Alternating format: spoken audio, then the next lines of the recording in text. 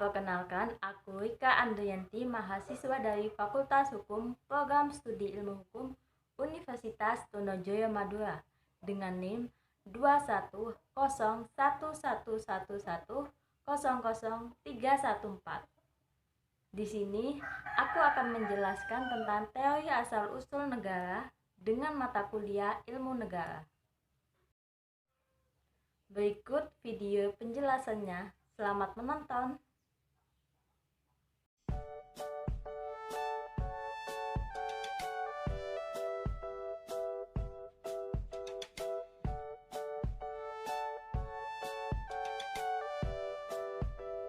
Yang pertama, pengertian negara dalam konsep pemikir barat. Menurut Aristoteles, negara adalah persekutuan dari keluarga dan desa guna memperoleh hidup yang sebaik-baiknya. Menurut Agustinus mengatakan bahwa negara dibagi atas dua bagian, yakni negara disebut civitas Dei yang artinya negara Tuhan, dan negara yang disebut civitas terrena atau civitas diaboli yang artinya negara iblis. Dalam pandangan Roger Hasseltau, bahwa negara adalah agen atau kewenangan yang mengatur atau mengendalikan persoalan-persoalan bersama atas nama masyarakat. Menurut Harold J. Lasky mengatakan, negara adalah suatu masyarakat yang diintegrasikan karena mempunyai wewenang yang bersifat memaksa dan yang secara nyata lebih berkuasa daripada individu atau kelompok yang merupakan bagian dari masyarakat. Kedua, negara dalam perspektif Islam. Ahmad Azhar-Bashir menyebut beberapa predikat negara, yaitu A. Negara ideologi atau daulah fikrah, negara yang berasas cita-cita, yakni terlaksananya ajaran-ajaran Al-Quran dan Sunnah Rasul dalam kehidupan masyarakat, menuju tercapainya kesejahteraan hidup di dunia, jasmani dan rohani, material dan spiritual, perseorangan dan kelompok, serta menghantarkan kepada tercapainya kebahagiaan hidup di akhirat. B. Negara hukum atau daulat kanuniyah, negara yang tunduk kepada aturan hukum Al-Quran dan Sunnah Rasul, penguasa yang mengelola kehidupan negara maupun rakyatnya tunduk kepada ketentuan-ketentuan Al-Quran dan Sunnah Rasul. C. Negara teodemokrasi, negara yang berasas ajaran-ajaran Tuhan dan Rasul-Nya yang dalam realisasinya berlandaskan prinsip musyawarah. Predikat teokrasi tidak dapat diterima sebab Islam tidak mengenal adanya kekuasaan negara yang menerima limpahan dari Tuhan. Asal kekuasaan negara berasal dari umat dan penguasa bertanggung jawab kepada umat. D. Negara Islam atau Darul Islam. Predikat negara Islam dalam kitab-kitab fikih dipergunakan untuk membedakan dengan negara-negara bukan Islam, yaitu negara sahabat atau negara perjanjian atau Darul Ahdi, dan negara-negara perang atau negara musuh atau Darul Harbi dalam rangka pembahasan hubungan antar negara. Bagaimana suatu negara bisa terbentuk? Maka lahirlah sejumlah teori yang mengenai asal mula terbentuknya negara.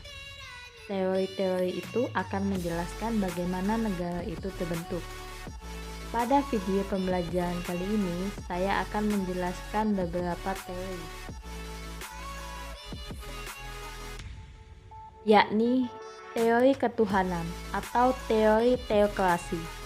Teori ini dimulai sejak abad permulaan abad pertengahan. Pandangan hidup sangat dipengaruhi oleh pandangan agama, apalagi setelah agama Kristen menjadi agama resmi negara. Menurut pandangan teokrasi, segala sesuatu yang ada di dunia ini adanya atas kehendak Tuhan. Juga negara itu pada hakikatnya adalah atas kehendak Tuhan. Teori perjanjian. Dasar pemikiran teori ini bahwa manusia dalam keadaan alamiah atau civitas naturalis yakni sebelum terjadinya negara, manusia mengadakan perjanjian untuk mendirikan negara atau civitas civilis, teori kekuatan atau golongan. Dasar pemikiran teori ini adalah golongan yang kuat akan menindas golongan yang lemah, mengajarkan bahwa negara adalah hasil pertarungan antara kekuatan-kekuatan ekonomis dan negara adalah alat pemeras bagi mereka yang lebih kuat terhadap yang lemah. Teori garis keturunan. Teori ini menerangkan bahwa negara dapat terbentuk dari perkembangan suatu keluarga yang menjadi besar kemudian bersatu membentuk negara. Teori organis. Negara disamakan dengan makhluk hidup. Nicholas Dacusa 1401-1464 mengatakan kehidupan korporal dari negara dapat disamakan dengan anatomi makhluk hidup. Teori historis atau evolusi. Intisari teori historis atau teori evolusionistis atau gradualistik. Teori 135 ialah bahwa lembaga-lembaga sosial tidak dibuat, tapi tumbuh secara evolusioner sesuai dengan kebutuhan-kebutuhan manusia. Teori alamiah. Teori ini dikemukakan oleh Aristoteles 136 bahwa negara adalah ciptaan alam.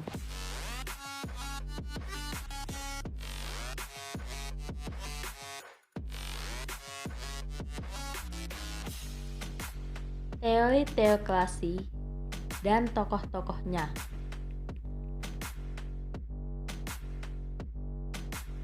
Pertama, Agustinus.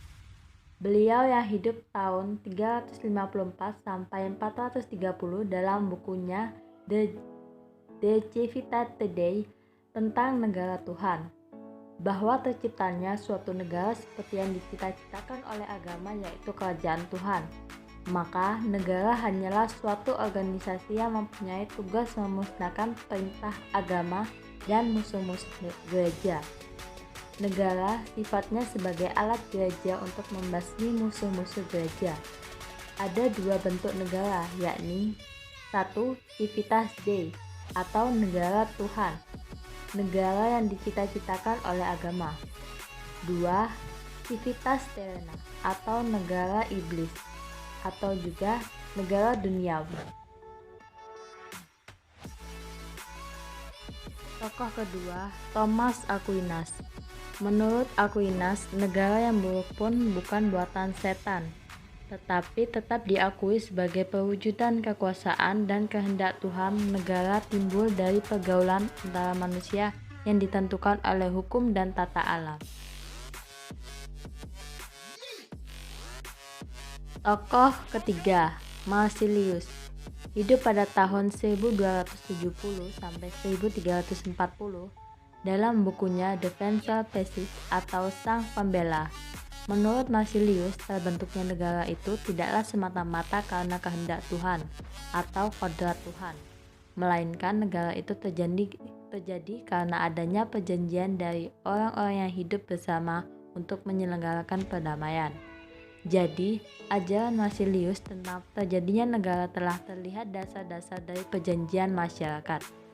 Dalam perjanjian itu, rakyat menunjuk seseorang yang diserahi untuk memelihara perdamaian, dan terhadap orang yang ditunjuk mereka saling menundukkan diri. Inilah yang disebut perjanjian penundukan diri atau factum subjectionis. Dengan factum subjectionis, orang-orang membentuk suatu pemerintahan, tetapi orang-orang dapat mengadakan dan sedemikian itu karena dorongan atau ilham dari Tuhan. Teori perjanjian dengan tokoh-tokohnya, yakni Grotius.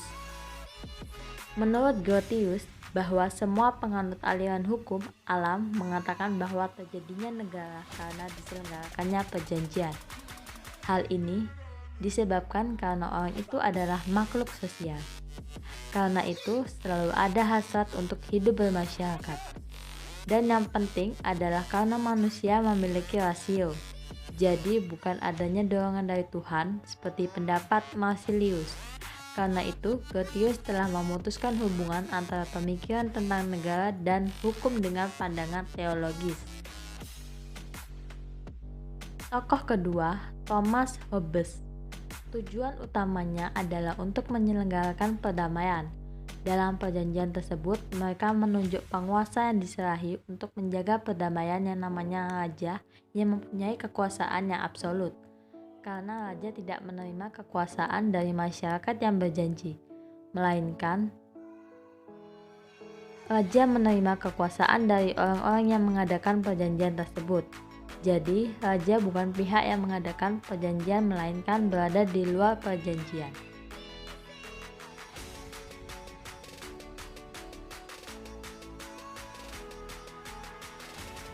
Tokoh ketiga, Johann Locke.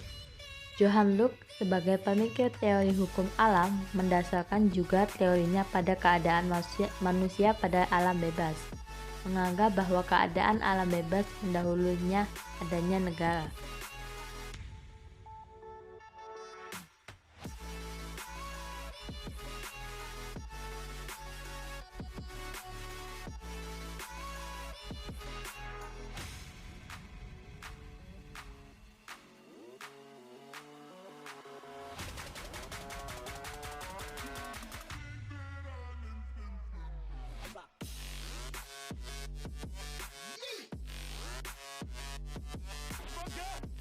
Terima kasih semuanya yang sudah menonton.